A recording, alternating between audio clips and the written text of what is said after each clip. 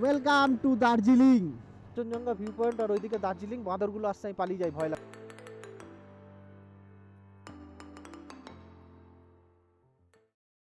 সময় সকাল 9:09 আর আমরা বেরিয়ে পড়েছি শিলিগুড়ি দিয়ে। আজকের গন্তব্য দার্জিলিংয়েরই একটা অফবিট প্লেস ঋষিহাট, যেটা দূরত্ব এখান থেকে ওই 70 কিলোমিটার মতন। যেতে মোটামুটি 2.5 থেকে 3 ঘন্টা সময় লাগবে দেখাচ্ছে। সো হিলকাট রোড থেকে ডান দিক নিয়ে নিলাম টুয়ার্ডস দার্জিলিংয়ের দিকে। তো ফাঁকা রাস্তা পেয়ে গেছি, আর এই সাইডে আছে চা বাগান, এই সাইডে আছে টয় ট্রেনের লাইন।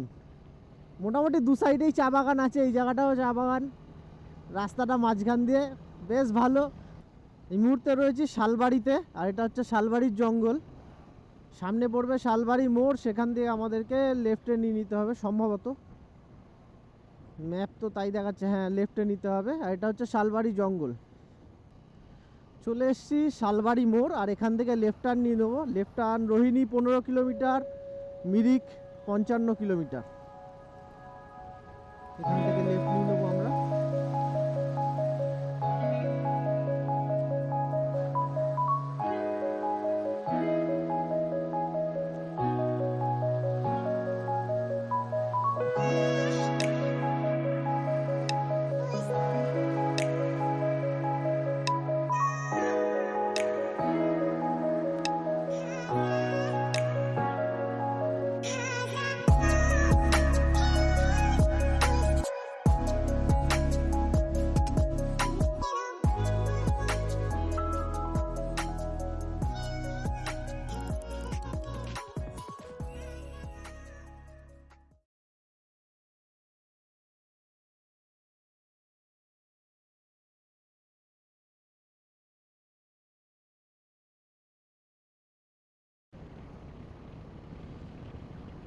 আর সামনে আবার পেয়ে গেছি চা বাগান, দারুণ লাগছে দেখতে।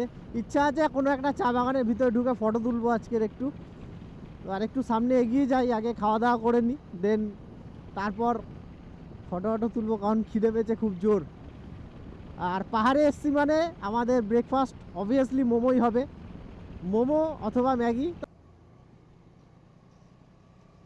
যেহেতু ফগি ওয়েদার, পাহাড় দূর থেকে অত ভালো দেখাও যাবে না, তো সামনের দিকে এগোনো যাক। এটা কোনো বাচ্চাদের পার্ক, একটা বেশ বড় পার্কটা। এগুলো সব আর্মিদের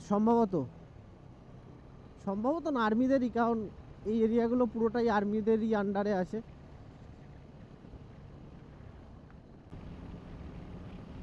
আজকে কোনো তাড়াহুড়ো নেই, একদম স্লো যাব, এনজয় করতে করতে, রাস্তার মজা নিতে নিতে, কারণ বেশি দূর যেতে হবে না, 70 কিলোমিটারেরই জার্নি আছে। পুরো ফুল এনজয় করতে করতে যাব আজকে। Welcome to Darjeeling. তো ঢুকে পড়েছি দার্জিলিংয়ে, গোর্খাল্যান্ড টেরিটোরিয়াল অ্যাডমিনিস্ট্রেশন। আর এখানটায় কিন্তু টোল লাগে, আমি আগেও ভিডিওতে দেখেছি এখানটায় টোল লাগে। সো টোল দেওয়া কমপ্লিট, 10 টাকা নিল টোল। আর ওপরের দিকে উঠছি এবার। এটা রোহিণী, ওই জায়গাটা এক জায়গায় লেখা ছিল রোহিণী বলে। আর রাস্তা কিন্তু ভালোই স্টিফ আছে, মোটামুটি বেশ স্টিফ রাস্তা।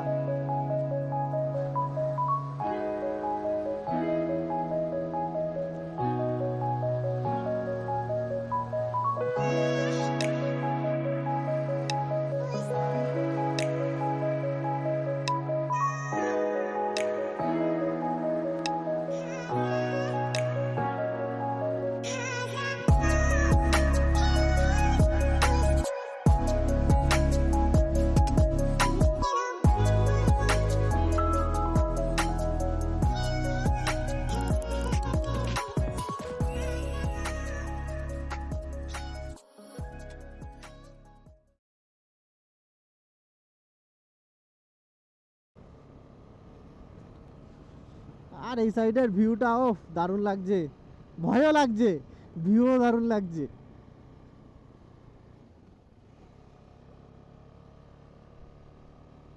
আর ঠান্ডাও লাগছে সঙ্গে, সব একসঙ্গে লাগছে। ভিউ ভালো লাগছে, অল্প ভয় লাগছে, ঠান্ডাও লাগছে।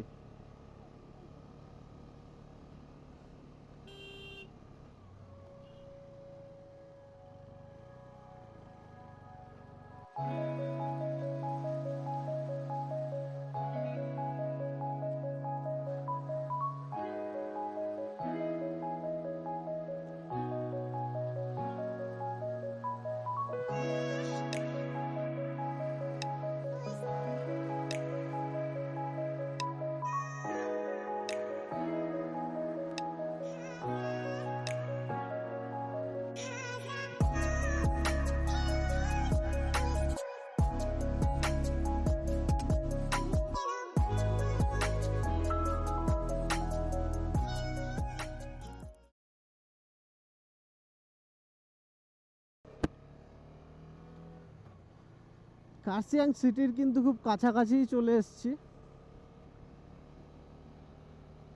ফুয়েল আপটা করাবো, কারণ welcome to Kurseong.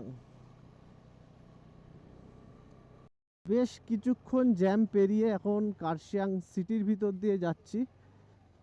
Destination R 34 kilometre, সময় লাগবে 1.5 ঘন্টা।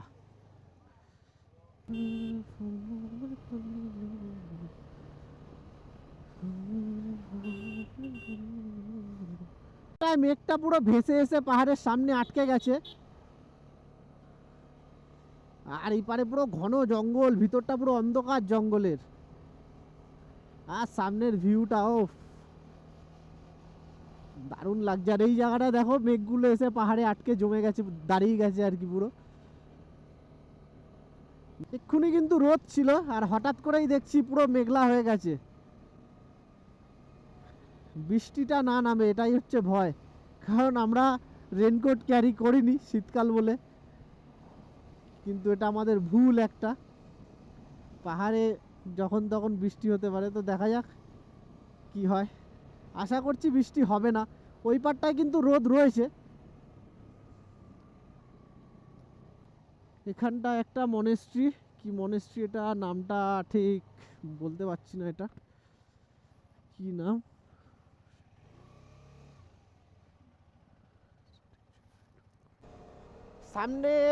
সামনের ভিউটা দেখো, পুরো পাইন গাছের মাঝখান দিয়ে মেঘগুলো বেরাচ্ছে, আর দেখতে দারুণ লাগছে।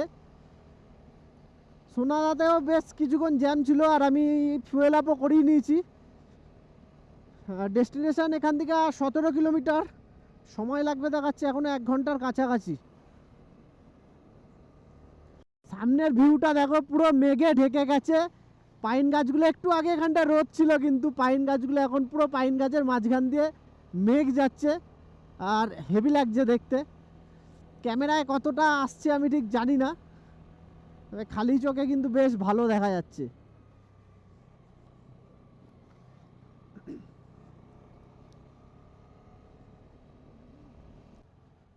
এখন কিন্তু ঘুমের কাছাকাছি চলে এসেছি। এখান দিয়ে আর 1 কিলোমিটার দেখাচ্ছে ঘুম। আচ্ছা আচ্ছা, thank you. Okay, thank you. আর এটা হচ্ছে ঘুম স্টেশন, এদিক দিয়ে চলে যাচ্ছে দার্জিলিং, আর আমরা দার্জিলিং কালকে যাব। আজকে আমরা এইদিকে যাবো, আর এই হচ্ছে সেই বিখ্যাত ঘুম স্টেশন।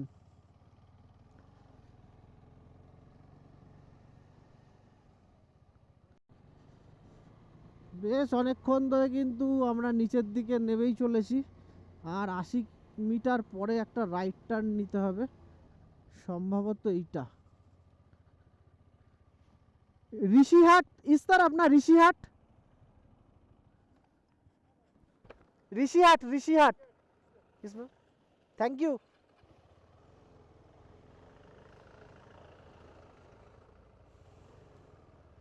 এখান থেকে এখনো 7.5 কিলোমিটার মতন ডিস্টেন্স আছে হোমস্টে। ওই রাস্তাটা নতুন করেছে সম্ভবত, রাস্তাটা তো পুরো ইট দিয়ে তৈরি, এটাকে ব্লক ইটের তৈরি। তো চলো এগানো যাক, আস্তে আস্তে, তাড়াহুড়ো নেই কোনো। জঙ্গলের মাঝে রাস্তা, আর যেহেতু মাটি পড়ে আছে, হালকা হালকা স্লিপও আছে, বেশ দু একবার চাকা স্কিড করেছে।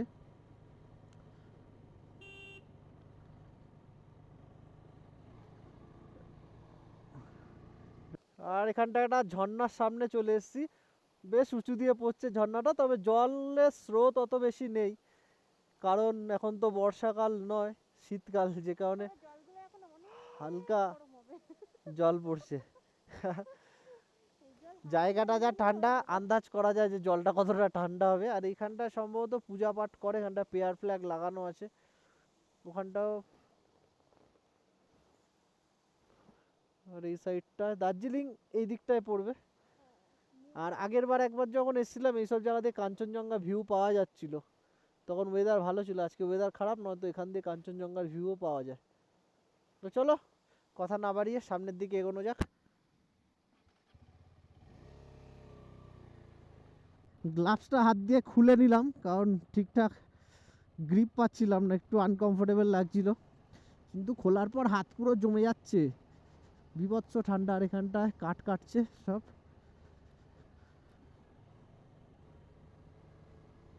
আর রাস্তাটা কিন্তু বেশ শুনশান, কোনো গাড়ি নেই, শুধু জায়গায় জায়গায় মিস্ত্রিরা কাজ করছে রাস্তার, আর কোনো গাড়ি মানুষও নেই সেরকম।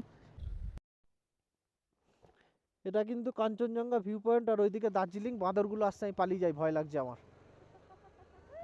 এদিকে যে শহরটা দেখা যাচ্ছে এটাই কিন্তু দার্জিলিং শহর, পুরো দার্জিলিং শহর এই পথ দিয়ে এতটা আছে। এখানটায় পাহাড়ে গার্ড হয়ে গেছে কিছুটা, বাট ওটাই দার্জিলিং।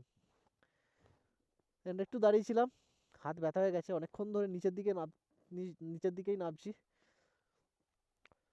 তো চলো এগোনো যাক।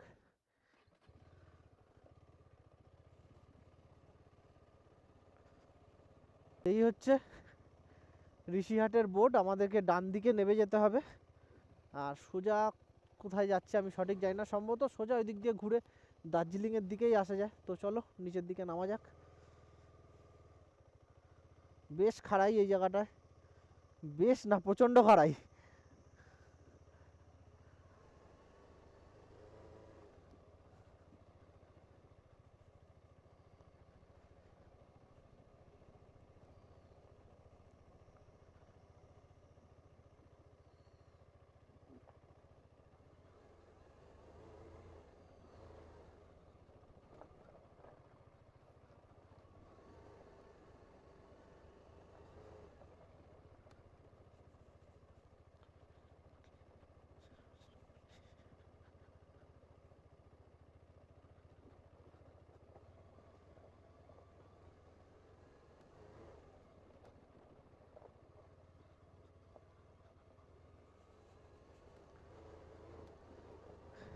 রাস্তাটা কিন্তু যেমন খারাপ আর তেমনি খাড়াই, আর তেমনি শুনশান, জঙ্গল রাস্তা পুরো।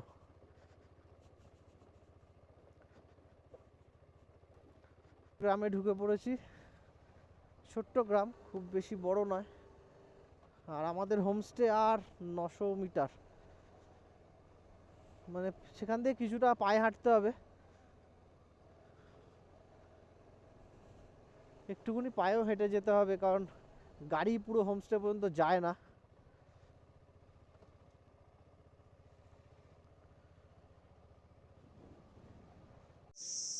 তো চলে এসেছি আমরা হোমস্টেতে। এখান দিয়ে ভিউটা ঠিক এই রকম, সামনে কিন্তু পুরো কাঞ্চনজঙ্ঘা রেঞ্জ দেখা যায়। তো এখন ওয়েদার যেহেতু ফগি, তো সেই কারণে দেখা যাচ্ছে না। তো দাদার কাছে জিজ্ঞেস করলাম, বললো 3-4 দিন ধরেই ওয়েদার এরকম। 3-4 দিন আগে নাকি রাতের বেলাও কাঞ্চনজঙ্ঘা পুরো স্পষ্ট দেখা যাচ্ছিল। এটা কিচেন, আর এখানটা বেশ ভালো একটা বসে আড্ডা মারার জায়গা আছে। এখানটায় চেয়ার নিয়ে বসে থাকলে পুরো সামনের ভিউ পরিষ্কার দেখা যাচ্ছে। আর রুমগুলো তোমাদের দেখিয়ে দিই। এই হোমস্টেটা কিন্তু দুখানাই রুম আছে, একটা এটা আর একটা আছে পিছন দিকটা। রুমটা ঠিক এই রকম, ছোট্ট সুন্দর কাঠের রুম। এখানটা একটা বেড আছে, এখানটা একটা বেড আছে, আর এখানটা একটু স্পেস আছে। আমাদের জামা কাপড়, শাটেল ব্যাগ ফ্যাগগুলো এখানটায় রাখা আছে। আর ওয়াশরুমটা এরকম ওয়েস্টার্ন ওয়াশরুম, কোমোড দেওয়া। এখানটা একটা ছোট্ট বেসিন আছে, আয়না আছে। শুধু রুমে কোনো আয়না নেই, এটাই হচ্ছে ব্যাপার, রুমে কোনো আয়না নেই। এই সাইড দিয়েও মোটামুটি ভিউ পাওয়া যায় ভালো, জানলা থেকে এই সাইডে ভিউ পাওয়া যায়। আর এই যে পাহাড়টা সামনে দেখা যাচ্ছে, এই সামনের পাহাড়টা, এর পিছনের যে পাহাড়টা আছে ওটা কিন্তু সিকিমের পাহাড়, ওটা রাবাংলা সাইডের পাহাড়, দাদা আমাদের বলেছিল আগেরবার। আর এর পাশে আর একটা রুম আছে, সেটা হচ্ছে এইটা, এখানটা একটা রুম আছে। এই রুমটাও সেমই রুম, এই রুমটাও সেম রুম। এখানটা একটা বেড, এখানটা একটা বেড, লম্বা রুম। কিন্তু এটা দিয়ে এই পারের ভিউটা পাওয়া যায় এই রুমটা দিয়ে। আর আমরা ফ্রন্টের রুমটা নিয়েছি, তো ফ্রন্ট রুম থেকে সুন্দর কাঞ্চনজঙ্ঘা ভিউটা পাওয়া যায়। যদি কালকে সকালে ওয়েদার ভালো থাকে, আমাদের কপাল ভালো থাকে, তাহলে এখান দিয়ে ভালো একটা কাঞ্চনজঙ্ঘা ভিউ আমরা পাবো। হোমস্টেটা বাইরে দিয়ে দেখতে কেমন লাগছে আমি দেখিয়ে দিচ্ছি একবার। ঠিক হোমস্টেটা দেখতে এরকম লাগছে। ওপরে ওদের কাজ হচ্ছে, ওপরেও আরও 2টো রুম হবে, তো ওটা দেরি আছে এখনও, কবে হবে জানি না। এই হচ্ছে ব্যাপার। আর এখানটায় সন্ধ্যেবেলা ক্যাম্প ফায়ার হবে, এই জায়গাটা ক্যাম্প ফায়ার হবে।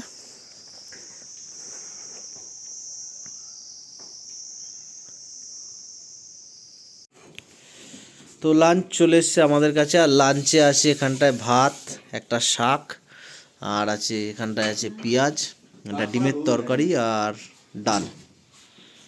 তো চলো খাওয়া দাওয়া করে নিই। তো ক্যাম্প ফায়ার কিন্তু জ্বলে গেছে, আর এবার আমাদের বারবিকিউ হবে। বারবিকিউর চিকেন রেডি হচ্ছে, আর টিফিনে স্ন্যাক্সে আমরা চা আর পকোড়া খেয়েছি। বারবিকিউ কিন্তু রেডি হয়ে গেছে, চলে এসছে হাতে, এই যে গরম গরম। আর এখানটা হচ্ছে আমাদের ক্যাম্প ফায়ার, আর আমাদের 2 ছোট ছোট বন্ধু এরাও আছে এখানটায়। আর ডিনারে চলে এসছে রুটি আর চিকেন, সাথে আলু ভাজা। চলো ভিডিওটা তাহলে এই পর্যন্তই, টাটা।